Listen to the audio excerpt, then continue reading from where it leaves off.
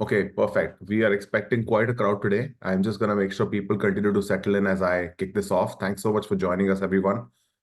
Um, so glad that you all could make it. I'm sorry, my hands are in my pocket because it's extremely cold where I am, at least for me.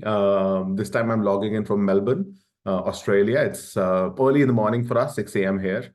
I just want to make sure that we are able to get in as many, uh, you know, locations across the globe as possible and be kind of sensitive to UK, US times when we do the webinar. Hence, it's happening first thing in the morning for me. So yeah, I think about 30 minutes into the webinar, we'll have sunrise here. So maybe it gets a little bit warmer at that time. But once again, thanks so much for joining us. We wanted to do something different this time. We did a tear down in the last webinar we had, and it was a hit. I had so many questions immediately after the webinar that it immediately told me that it added value, but also some of those questions were generally speaking about numbers. Those questions were, hey, what do you think my cart abandonment rate should be? Or what do you think is a good conversion rate? And that led us to think that we need to start talking about something different. We needed to start talking about, ideally start talking about uh, metrics that truly matter and metrics that are output metrics as opposed to input metrics. And I'm going to tell you what I mean when I say that. But generally speaking, I want to jump right in. There is a lot that I have today. We have about 40 different points that I want to kind of touch upon.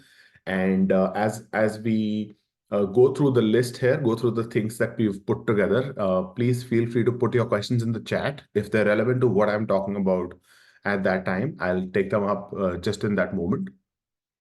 And otherwise, we'll take them up at the end. There is also a Q&A section. Adrian, thanks so much for validating or sort of confirming that chat is working for everyone indeed. Please remember when you're chatting, select the everyone option. That way everyone can see what you're asking and I can kind of answer the question. I can see people are still joining in. But yeah, let's kick this off. Let's jump into the numbers. Let's jump into the many examples we have here. As an aside, I'm trying a new screen share method here where I think you should be able to see me superimposed on my presentation on the document. If this does not work for you, please put it in the chat. I hope everybody's screen can see it the way that I can see it on mine. And one of my colleagues also is confirming that it kind of seems okay. So yep, let's kind of jump right in.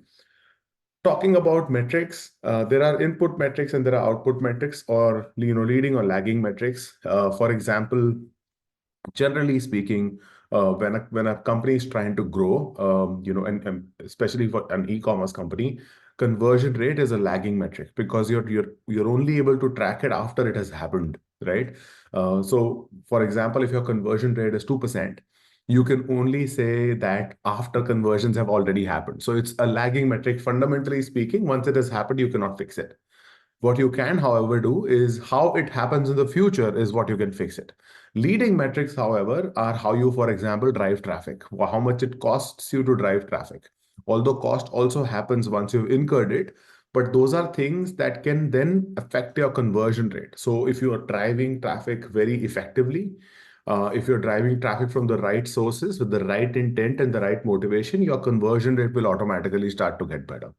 So for every lagging metric, there is a leading metric. So for example, for cost of customer acquisition, there will be different leading metrics.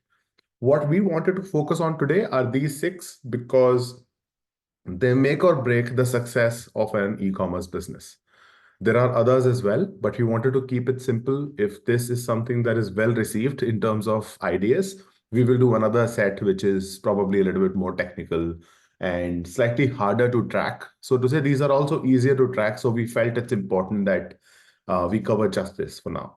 Uh, Average order value, customer lifetime value, customer acquisition cost, customer retention, cart abandonment, and bounce rate. Very simple stuff, very easy to calculate.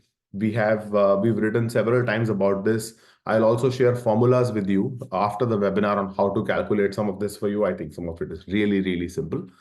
But generally speaking, these are the metrics that we'll focus on. I want to start with this. I want to jump right in and then kind of take them up one by one. Let's begin with your average order value. Now, before I get into the first idea, it's really basic one, but I'll tell you why I think this is a very, very important metric. Your average order value will make or break your acquisition strategy. I'll say that again. Your average order value will make or break your acquisition strategy. Why? Because if your average transaction size in your business is say $30 and your gross margin on that is about $8, that's the amount of money you have to play with or to essentially spend on acquisition, on customer acquisition, customer delight, and customer repeat, which means that $8 that you make on that, which is, you could say, is your contribution margin. It's not the right formula, but let's just say, your gross profit is more or less equal to your contribution margin. Those are the dollars you have. So because it cost you $22 to make the product, your cost of goods sold, though that's the money you have to promote that product, to package it, to ship it, and to make sure that the customer loves it, and then to email the customer to come and buy again. So if you can in any possible way increase that 30 to 40 or 30 to even 35, it gives you, those precious few dollars extra to invest in advertising. I very recently bought this pair of slippers, they're called Archies. I don't know if you know about it. And they're essentially arch support footwear. Okay, so it's something, right? So I saw it in a mall, I tried it out, I bought it. And then when I asked them how much it is, it's like $60. So it's $60 for a very simple, slipper for slides, essentially, for my feet. And if I show you, I'm actually wearing them right now. I'm not going to bring it up in the webinar. But if I show you, they're actually really simple. And then I started to think, why did they cost me $60? And that's Australian, so $40 US, you would say. And the answer is that the moment I bought them, I realized why they are so expensive. And very simply put, it's four reasons. Number one, they do a 60-day no questions asked return policy. Okay, so if I can wear them for 45 days, 60 days, and give them back saying I don't like them.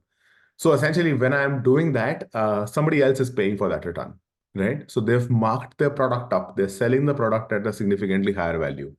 The second reason is they have a size related policy as well. So if you're not happy with the size, you can get it changed in the first 15 days. If you're gifting it to someone, you can change the color in the first 15 days. So there are so many of these, guarantees or assurances they're able to give their customer because they charge that premium, right? I think the product itself has no reason to be costing that much. It's a really, really simple slide, which probably costs half of what it makes to, manufacture a Crocs. Getting in to the actual things that you can do on your site. I hope these takeaways are things. Some of these are something you can instantly implement. But let's quickly jump in, and I hope you understand why average order value is extremely, extremely important for your business. The first is tier your discounts. Now, the number one reason we've mentioned this is because I feel a lot of businesses lose value by discounting too much. You give away too much away too early, and that's one thing that I would recommend we kind of stay away from. So if you see what's happening here is only if the customer is spending $200 is when they get $40 off, which is about 20%. If they spend less, they get a lower percentage off. Don't run blanket discounts across your site. Don't just give a coupon away. Think through discounting. One of the things that we do for our customers, for example, is we get in and we tell them how many, which are the products that customers are converting at the same rate for discounted price and for full price. And if the discounted price has not improved your conversion rate on those top 20 products or top 10 products you're selling, why discount? It really doesn't serve any purpose. The whole reason of running discounts is that people buy more. But if that's not happening after running discounts and you're not tracking that data of whether your conversion rate went up or not after running a discount, there's no really real point to kind of run. Really simple one again, why not bundle? Can you create bundles of products and then try and pitch them to the customer? In some cases, what I see is businesses are unable to do this because their product line is such that bundling might not make sense. In those cases, what I encourage business to do is create gifting bundles. So for one customer to buy three products together might not make sense, but does it make sense for them to buy three together as a box and gift it to someone? Think about it. That's one way to do it. But generally speaking, another way in which I see brands doing it is adding products to their catalog purely to create bundles, right? For example, if you are somebody who's doing health supplements, why not add a bottle of some kind in for a fitness beverage maybe. So think about things that can be added. If they can take more value away from your business, it will pay you in the long run, even if the margins for those added products are not that high.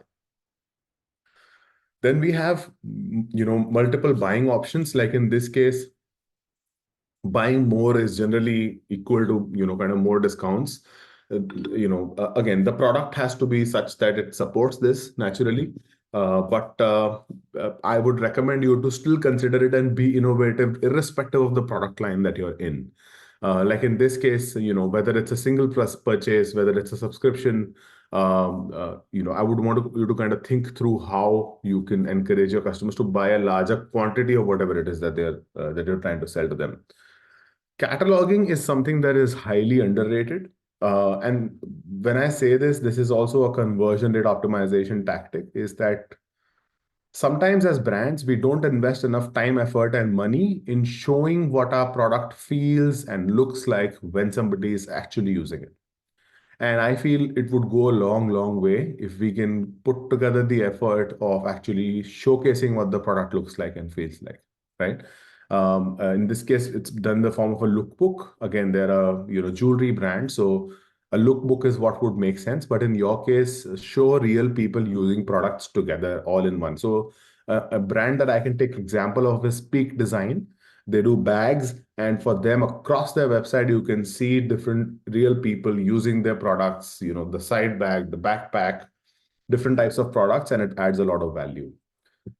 Add-ons is another very interesting way, but the example that I wanted to kind of show here is how those add-ons are executed. And I categorically kind of stating that add-ons don't have to mean more products. They don't have to mean more things that your customers buy from you. It could actually mean more services.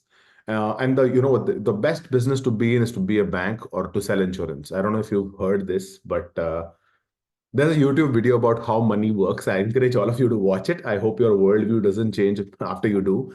But generally speaking, add-ons can be anything. So if you're selling a product that's even slightly valuable, I would recommend that you start offering add-ons on the lines of insurance or maybe even guarantees. So for example, you would normally offer a guarantee for 1 year. Why not extend that guarantee by 6 months by adding a $10 add-on, saying, hey, if anything happens in the first 18 months, we'll take care of it. And essentially what you're doing is getting those $5 or I don't know, $15 or maybe $50 extra from your customers for that additional kind of security. And you are ready to stand behind your product. But that $15 essentially cost you nothing. It cost you absolutely nothing in the short term. In the long term, it would really depend on your product's quality. But I'm just giving you an example. That's one way in which you can give your customer more value. And in terms of value, you're not scamming them. You are essentially giving them peace of mind. Would you pay $5 extra if you knew that the company was willing to stand behind whatever product you're selling or you're buying for an additional 6 months or for an additional year? It would go a long way if you can do that. So I think additional services, additional add-ons go a long way. In this case, what's being sold is a 3-year protection plan or a professional assembly. And protection plans don't have to cover wear and tear. They don't have to cover breakage. They don't have to cover, all of that kind of stuff. Personalization. I think I've kind of brought this up several times across webinars, and I keep bringing up new ways in which businesses, implement personalizations. I would just really strongly recommend focusing a lot on engagement. If your site, the moment I land on it, shows me the products that you are selling instead of the products that are relevant to me, you've already started a losing battle. So I think the goal here is to start with the greatest sales, the greatest pitches start with questions. I don't know if you've seen this video of Piers Morgan sitting with Jordan Belfort, the Wolf of Wall Street guy, and he asks him to sell a pen. And that's exactly what Jordan Belfort tells him. He says, hey, you know what, Piers? This sell a pen situation is actually, it's just a waste of time because the best pitches start with a question. So let me ask you, are you in the market for a pen right now? And if you're at market for what kind of pens do you generally like? And if the customer says, I don't want a pen, then I'm not going to kind of sell to him. So in this case, you're asking the customer, who are they? Or what is it that they prefer? And then showing them recommendations. We've implemented things like these for our customers several times. We've A/B tested them several times. Let's just say they work like a dream if executed well. Product comparisons again go very long way if done right. I don't know if you've seen the tiered pricing that Apple deploys for their products. For example, if you're actually in the market for an iPad and a base iPad, let's say you're buying it for your kid, the base iPad is $329, okay, and that's 64 gigs. So you think, hey, let me see what more I can get in terms of storage if I buy more. What you see is the next model of the iPad, a better design, better colors for roughly $429. So from $349 you go to $429 immediately. That again is a 64 gigs Wi-Fi only. If you spend $80 more, $10 or $5 or $9, you get Wi-Fi and cellular. But again, the storage stays at 64 gigs. So if you want to go 128, you pay 600, but you don't get. You go to the next model, the iPad Air, but you get 128 gigs of storage, but you don't get cellular. So you have to spend another 60. So you started at 329 and you ran your comparisons and now suddenly you're looking at a $700 product, right? So just think through how, if at all, you can implement this. Let's say you're selling leather bags and customers are looking at a $300 product. Allow them to compare it with other products that are on your site. I would say don't kind of go through the effort of getting a developer and implementing something too complex. Just put together a simple creative on the product page itself on how this product compares to other products on your site. If they're, of course, they should have to be comparable products for that, and let them do their own decision. So it kind of also talks to the depth at which you're operating, the kind of catalog that you provide to your customers. So average order value, again, about 7 ideas. I hope this was able to kind of, open up some doors for you, make you think in a different way. Please, once again, feel free to ask me questions as I go. And I hope everybody is happy with my speed. There are a couple of chats I'm getting, which are again directly to me, acknowledging those. Thank you for that. But please select the everyone option when you're chatting so that everybody can see your questions, and otherwise we'll just get the same question a couple of times. Getting back into the next metric, which is your customer's lifetime value. How much does a customer spend with you in the long run?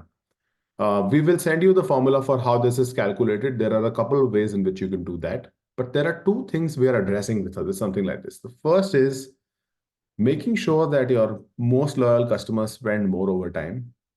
And the second thing is we are avoiding churn, which means a churn essentially is a customer that bought from you once and then never bought again, right?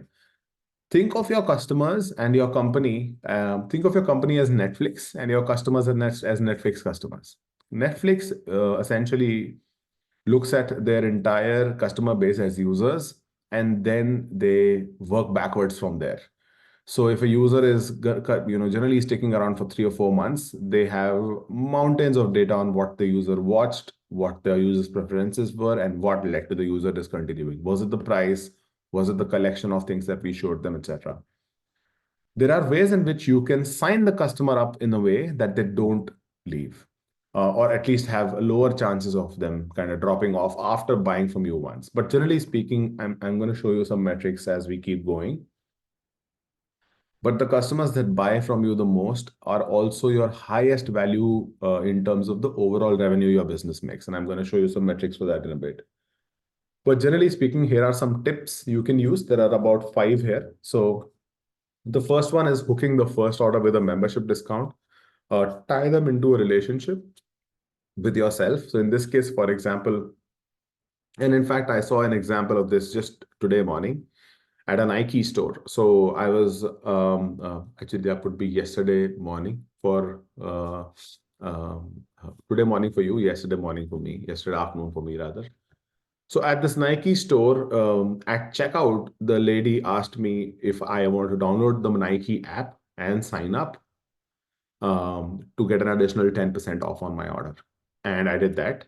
I wanted to, of course, I wanted to um, try out what she was trying to make me do. So I did that, and that purchase was logged in my Nike account, and then I left the store.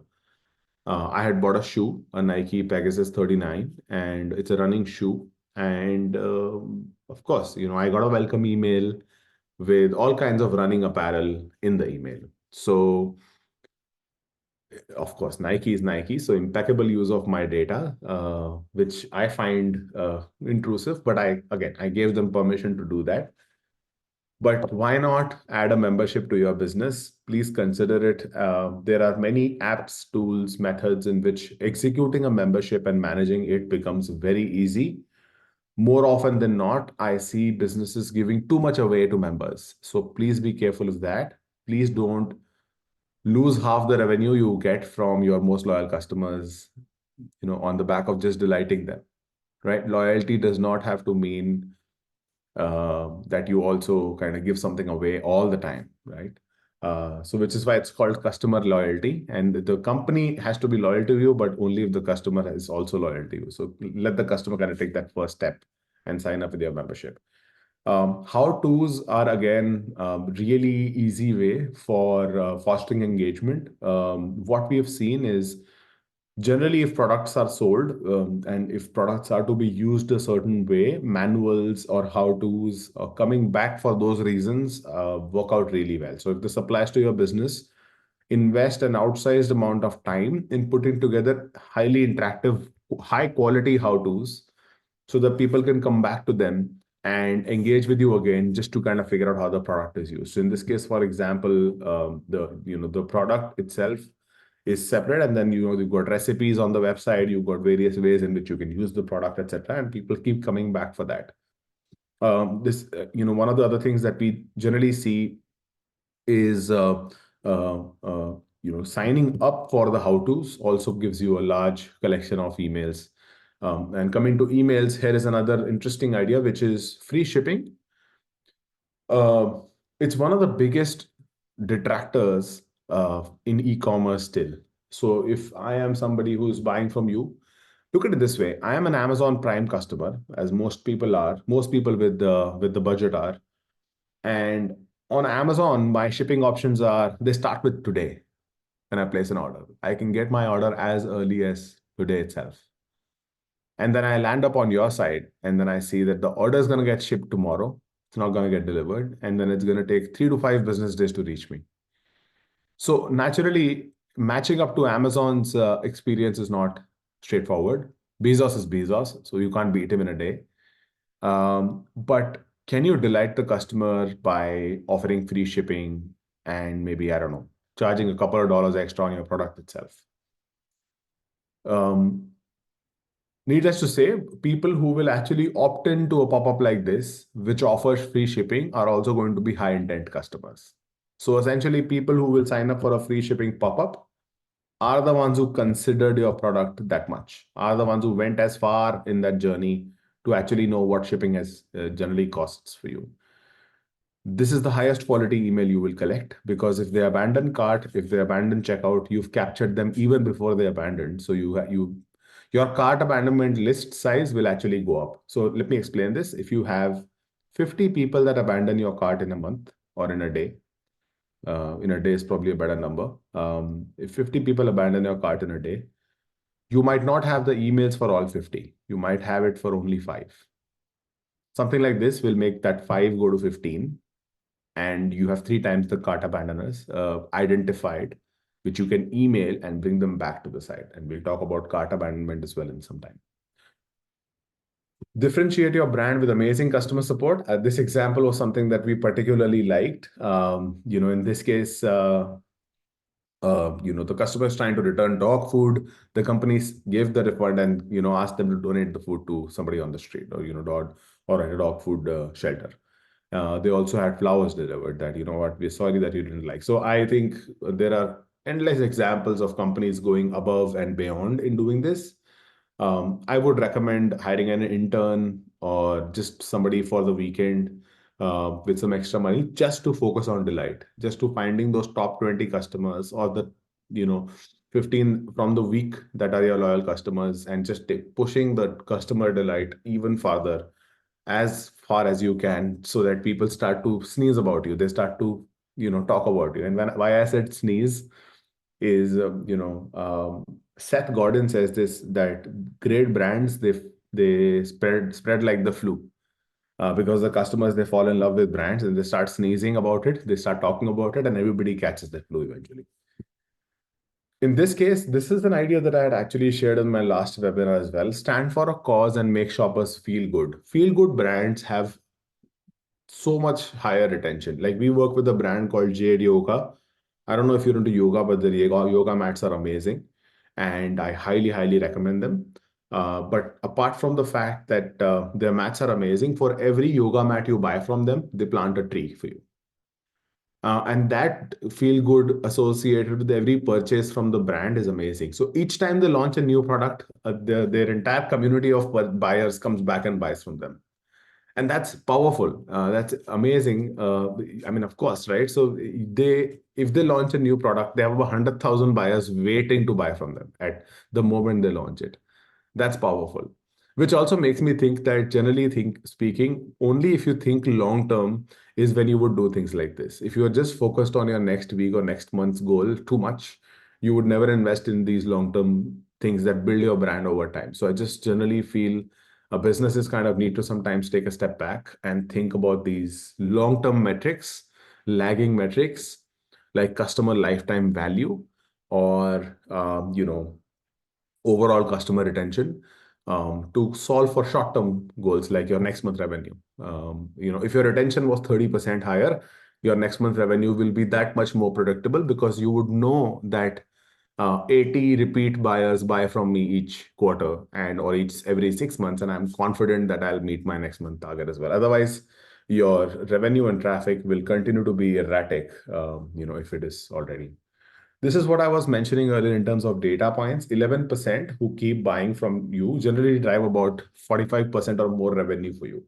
This is something we've seen over and over again with our own customers as well. ConvertCart helps solve conversion rates and does amazing lifecycle marketing or email marketing for our customers. We have a mountain of data we are able to analyze and help our customers with. And this is a repeat theme, that people who buy from you a second time contribute to more than 25% of your revenue, or people who buy from you a third time contribute to even more, because of how loyal they are.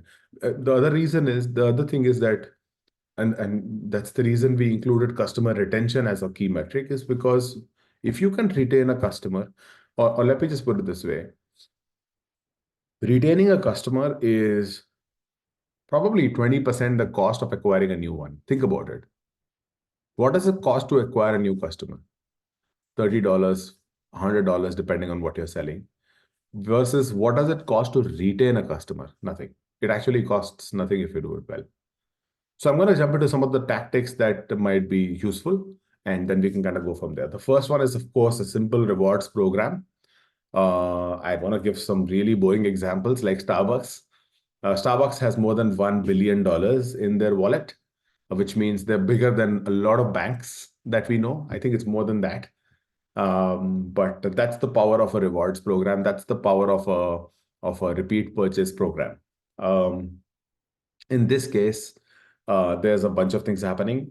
If you sign up, you have access to better customer support, faster shipping, you have vouchers that you can redeem. So there's a bunch of things that's happening. I think, generally speaking, craft something together that you can honor. Even if it is something as simple as faster customer support, it's useful. So I think you don't need to make it too complex, but at least consider this, kind of have people sign up for something special. And the other thing is to take rewards beyond purchases. Reward your customers not only for buying, reward them for leaving a review, reward them for sharing you on WhatsApp, reward them for referring a friend, reward them for adding a picture, reward them for mentioning you on Instagram. So there are several reward programs that can help you execute something like this. There are various apps that can help you execute this. I strongly recommend you take a good look at this. There are also, but remember one important thing is once you have chosen a rewards app and your customers have started to sign up on that, you cannot switch from one app to another because your customers would already be signed up on one rewards platform. And that reward platform kind of is constructed in a certain way, whether it's doing coins for your brands or it's doing some kind of points or something on those lines. So just kind of do a thorough analysis of whatever you're signing up with and then go for it. But don't over intellectualize it because sometimes I see people spending too much time on what product should I finally buy, and then they are just kind of creating an Excel sheet of comparing features. Don't worry about it. Keep it simple, keep it easy.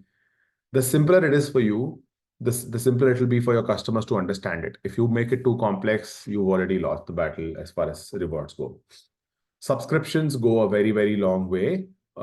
This means subscribing to your newsletter, subscribing to the product itself, and several other different things. So I think um, your business model has to allow it, but this is the easiest, most straightforward way of retaining a customer. Now, of course, nobody subscribed to t-shirts, but there are actually brands that let you subscribe to socks, for example. So sock subscription was, nobody had heard of it 5 years ago, I think.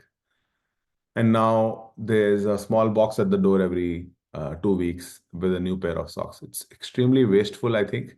That's my opinion. But I know of companies that have more than 50,000 subscribers just subscribing to new socks. So yeah, make of that what you will. Making returns easy. Another interesting one. Um, look at any successful fashion shopping store in the world. You look at the Boohoo sort of brands in UK. You look at some of the largest shopping stores in China. You look at the largest ones, for example, in India, you've got Myntra and such.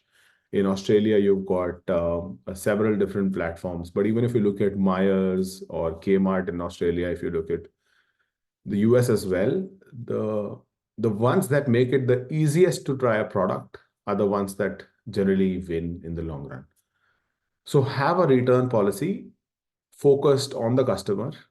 Don't take on too much cost from the return itself, but then be extremely loud about it. Most of the cases, because the customer is buying direct from brand D2C, there is more risk on the customer's part. They've probably heard about you for the first time. They've probably seen the product for the first time. They're not too sure. So give them the assurance that they can send the product back if they don't like it. It's going to go a long way. Um, Make it easy and say it loudly. Those are the 2 points. And with emails, retention sometimes fails and unsubscribes happen. So I think this is another important thing about emails is your list size, your email subscriber list size should 100% only grow. If your email list size is smaller than what it was last 3 months ago, you're in trouble, which means that every time you're sending a campaign, you're losing subscribers and you're not gaining subscribers at the pace at which you're losing them. And that is never a good thing. So in this case, for example, what's really happening here is a very simple thank you email talking about the brand and why the product is so great and you would really love them. That's it. There is no sales here. There is no promotions. There is no St. Patrick's Day 50% off going on.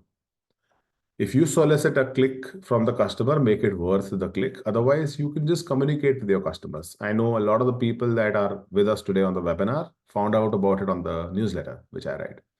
And we put in a lot of effort in the newsletter. I cannot take the effort away from the team that writes it with me, but then again, the intention with the newsletter is to give as much away as possible. So if you're not subscribed, please subscribe to our newsletter. We give out similar interesting nuggets about e-commerce growth every few days. Salesy emails can be fun as well. This was one that I really liked. And to be honest with you, best copy still comes from humans. Our head of content made me say that. But I also agree with him. So generally speaking, that is true. AI is amazing, but emotions are supposed to be raw. They're supposed to be real. You cannot fake it. In this case, this is a really interesting one. He knows you're using his shaving cream, and you're essentially selling um, um, a refill to the wife. And I think that kind of goes a long way. Um,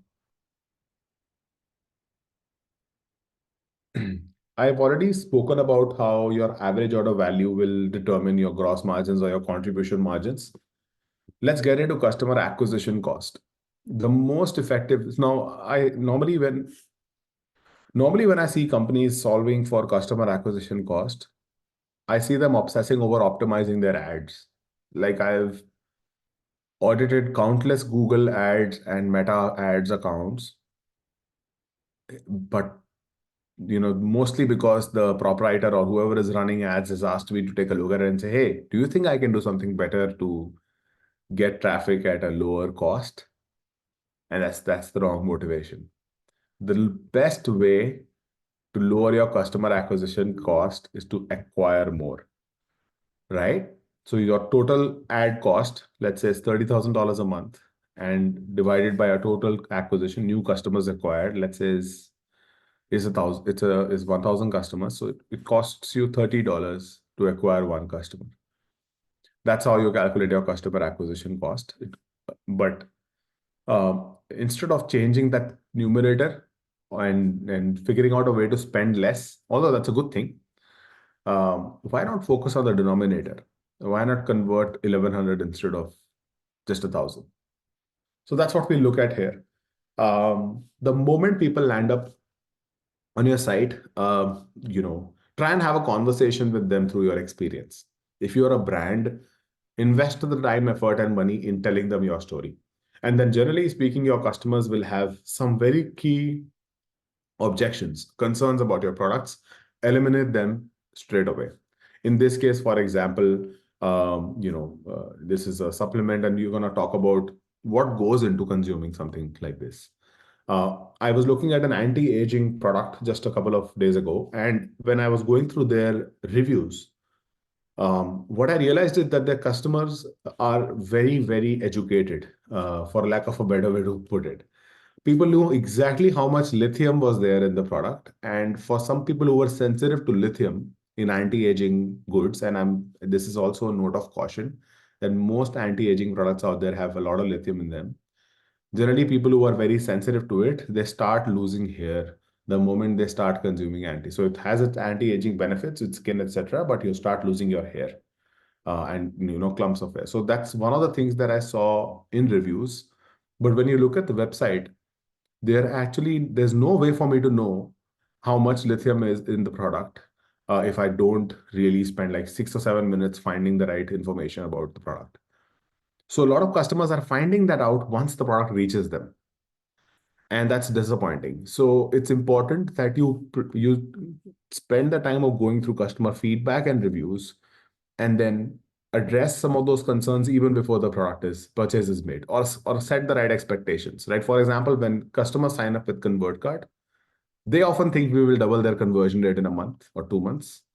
And it's our responsibility to tell them that conversion rate optimization is not a silver bullet.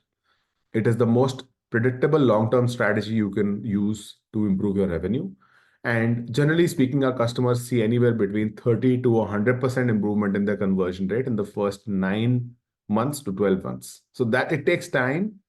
There are quick wins often. But if I were to sign you up by saying I'm going to change your life in 45 days, it's a lie, right? And that's something that we knew from our customers, and now we take the time to eliminate that as an issue straight away in the purchase journey. The second piece being, from a retention perspective, is to make sure that even for the customers that have already bought from you and the traffic that's coming to you again, you are being extremely loud about people that love you. So make sure that for the previous point was about negative reviews and feedback and how you use them to your advantage. This one is about making sure you use the great reviews and great feedback you have to your advantage. So ensure that we kind of do that as well. Images should be as real as possible. I encourage you to take a look at Instagram and TikTok and influencers, generally speaking. The most successful influencers, the largest ones, also garner more clicks and likes and traction on the most raw and original pictures taken from their own phones compared to kind of professionally shot pictures at an event. So I would just strongly recommend using real images, using original content, as opposed to doing things um, that are not that authentic. I already spoke about brand story, and if you can, I strongly encourage standing behind the brand, letting the founder tell the story directly. A lot of businesses stay away from doing this. I don't know why, but it's important that as a brand owner, you come forward, tell the story of the brand, and stand behind it. It makes you a lot more dependable. Generally speaking, if you don't want to do that, still be sure to highlight ways or reasons for why your brand or product can be kind of trusted. Generally speaking, I see businesses approaching trust in a very template way, like installing a FOMO pop-up, adding reviews, that kind of simple messaging. That's okay. There's nothing wrong with that, but it's not differentiated enough, and that's something that might not kind of work in the long run because it's very easy for your competitors to do that as well. So that's something to think about. Real customer stories, I'm going to repeat this point later on again, but let real customer stories shine. In a lot of cases, we see some really solid testimonials, but there is no image in them. There's no customer image. There are no real names, and they just don't look that good. So please execute them well, even if there's only 5 or 6 good testimonials or reviews on your site, but it has the actual picture of the customer and their name, it looks that much more authentic, right? In this case, if you see all the 4 testimonials that we have here are vets. They're veterinarian doctors that own pets, and kind of are leaving a review for the product, which is huge, which is amazing, right? So Rennie, to answer your question, instead of doing an app, why wouldn't you maybe do an image creative or maybe a custom deployment of just the top 5 or 6 testimonials? Like in this case, this would be executed without an app. This one would be a really simple, um, you know, static implementation. From a reviews app, ConvertCard also does reviews, but there is Yotpo, there is Smile, there's many other apps that you can use. But an execution, an implementation like this does not need an app. You can actually do that straight away, and that means no cost, no subscription. The best way to do that, Renee, is to reach out to them.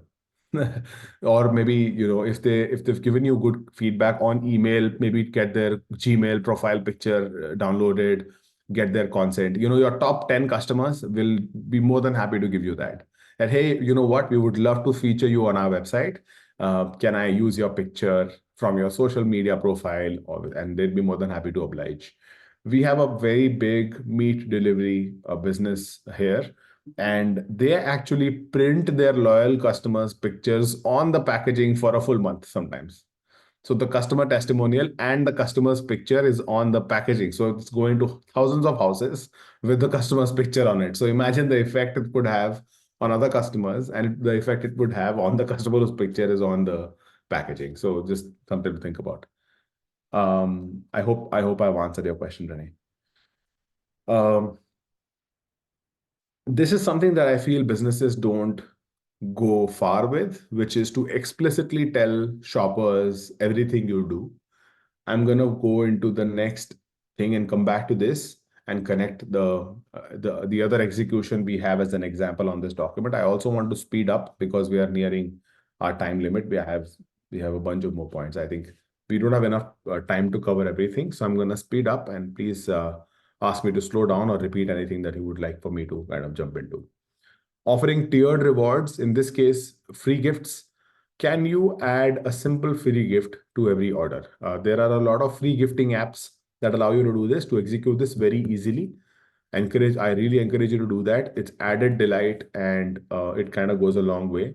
Um, so see if you can do a free gift or a free priority shipping above a certain order size. That would ensure that you are solving for one of the biggest, most painful metrics that would ever exist in e-commerce, which is cart abandonment. Cart abandonment is, if you picture it in a physical way, it's like you walked into a Target or an Aldi or any other similar store in your neighborhood. You filled up your cart with stuff that you wanted. You walked up to the register and then you left the cart and you went away. Imagine the amount of pain you've caused to. I mean, first of all, imagine the amount of pain you've gone through yourself of actually walking through aisles and aisles of products and then picking what you wanted and then abandoning the cart, and then the pain you've caused to the store to go back and now rearrange everything, and an abandoned cart is just disappointing. So I think it goes without saying this is the most painful metric, because you've gone so far into the journey. You've paid for the customer to see you as a brand on ads. They've clicked on the ad, they came to the site, they've given you a good shot, they've spent a few minutes with you, and then they left. So we've got to arrest this. In this case, for example, shipping, as I said, is painful. If you can offer it for free, goes a long way. If you want something from the customer in return for offering free shipping, you could definitely do that. You could also do some subtle nudges. Like in this case, this is a more shameless one, I would say, where you're giving a discount away for completing the purchase in the next 9 minutes. Another way in which I would do this is, if you order in the next 10 minutes, we will ship it the same day. We will ship it today itself. I think you can try and execute that. For example, a bag store that I was shopping on here in Australia just yesterday was shipping out within an hour of order if it was placed before 4 o'clock every day. So again, you're committing to shipping, you're not committing to delivery. There's a big difference. Or better than that is, use pop-ups effectively. In this case, the cart is sitting inside a pop-up. This is a hard one to execute. I know this idea is not easy for you to do on your own, but this is something that we've also done before. It's interesting to give the customer a reminder. In this case, if you see, the 20% off that the customer is potentially getting is calculated, and they are being shown a final amount in the pop-up itself. So it's a hard execution, but it's a really effective one. And then, create urgency in your cart abandonment emails. Birchbox is, they were one of our customers as well. And in their case, their products used to actually sell out pretty fast. So the customer here was aware that we are not joking. The product can actually run out of stock, and there is a strong case for them to finish their purchase soon. The next one is connected. It's about bounce rate. So it kind of applies to all the pages of your site, including the cart. But I want to just quickly take the next 5 minutes on this. Folks, if you have any questions, please put them in the chat. I generally leave the last 10 minutes for questions. But since we are short on time, I'm going to continue to motor through these points so that you have this information.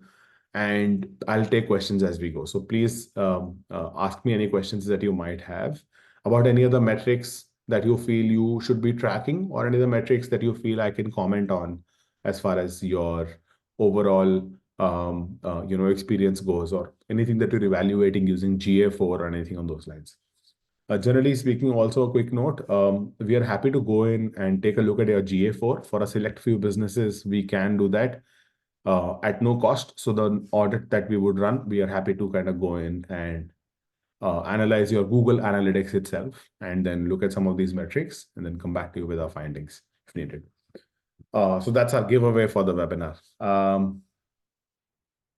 Build trust really fast. So in this case, for example, there's so much happening. World's top performing diaper, verified safe.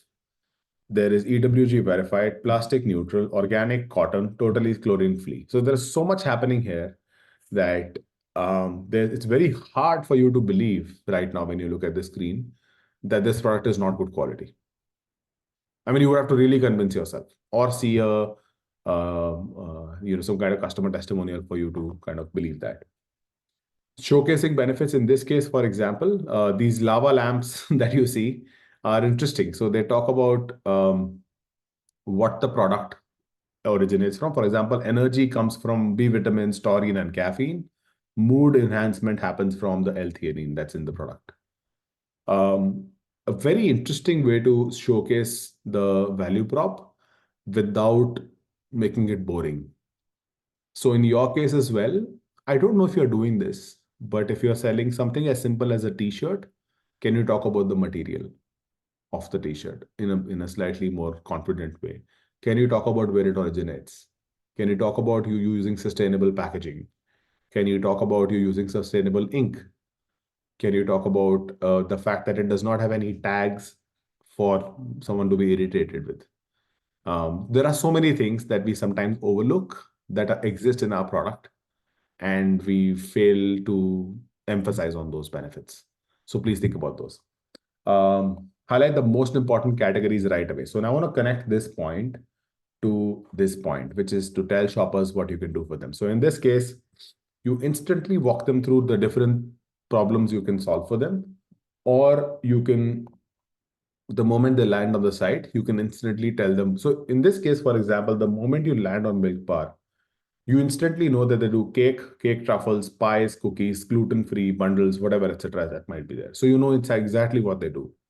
For some businesses, this takes time and it's kind of surprising for me. Like if I go on a dresses store that I was looking at just the other day, they do women's dresses, but they take very long for me to know that it's actually bridesmaids dresses that they specialize in. That's their specialty. So I think if they just lay it out in terms of categories, bridesmaid dresses, summer dresses, I don't know, all of the different things that they could possibly do, just make it extremely easy for me to instantly realize everything you're offering. When you're running a big sale, really be loud about it. So I just give the St. Patrick's Day sale example. In some cases, I see businesses don't announce it well enough. Your sale days should look very different from your non-sale days. That's when your repeat traffic will actually respect the sales you're running. Otherwise, you will be that store that is always on sale because your sale days and your non-sale days have no difference. Think about it. Show the love you get from your customers. Real household pictures. In this case, customers that are posting about the product on Instagram with their pets are being given a free pillow or something on those lines. I know this for a fact because I tried it myself, and I would again strongly recommend something like this. Exit intent is very, very effective, but it only applies to desktop. So I know your desktop traffic is probably 20-30% of your traffic, but it's also your highest converting device. So I would just strongly recommend to use exit intent intuitively and implement it in a way that is relevant to the journey of the customer. In this case, you are showing them product recommendations in the pop-up. Moving further, a 20% off on shipping, for example, again, it's time bound. So there are many things happening here. There is a timer, there is a shipping offer. And again, to close the pop-up, you have to essentially say, no, I'll pay the full price. So you're essentially kind of giving people a little bit of FOMO by doing this. Another way in which I've seen companies implement this is by saying that if we only have 50 such coupons we give out every day, right? And you could just show them this is coupon 31 out of 50 today. I would recommend that you implement something on those lines that would make the customer feel that they're like, for example, if you shop here, there's a mall called DFO. If you shop there, the parking is like really expensive. It's like $15 for a parking. But if you shop, you get a parking coupon where you get like a 70% off on your parking when you're checking out. So it's interesting, but every store has those parking coupons, but generally they run out. So they have limited coupons. So you understand what's happening. So it's the best mall in the city. You would definitely want to go there because of the amazing collection of brands they have. But you would also be compelled to check out because they'll run out of the parking coupons and you want to pick up one, and you will only pick up one when you check out somewhere. So that's interesting. So I think in this case, for example, Lowe's is doing a great job of maybe popping up a chat. I wanted to show you this also because it's a very simple way of doing this. But generally speaking, chat is often ignored, underrated. You're probably sitting on it 1 or 2 hours a day. Somebody in your office is probably doing this as an add-on responsibility. Consider taking it to the next level. Especially if you're selling high-value products, your customers are very highly likely to have questions about them. This is my earlier idea, which is highlighting the most important categories implemented for mobile. Your key categories instantly available on the phone as well. Again, the phone has less screen real estate, so it takes time. And then you've got showing the low hanging fruits up top. So in this case, in fact, I would go as far as recommending what you could do is, instead of showing just any deal, you could show just one deal. So one product that's on sale, instead of 4 or 5 options. That just brings more focus to whatever it is that you're selling, and it goes along with. So it's a very good A/B test. I would definitely want to run. Sorry, but I think in the last 7 minutes, I've kind of run us through 7 or 8 different ideas. Again, I'm glad that you were able to join me. I think that brings us to the end of everything that I had today. This is the most number of ideas we've ever given in a webinar. So I really hope for everyone here it has added value. Again, I have a couple of questions in my DM, which I have just answered while talking, really simple ones. Okay, perfect. Folks, thanks so much for joining us once again.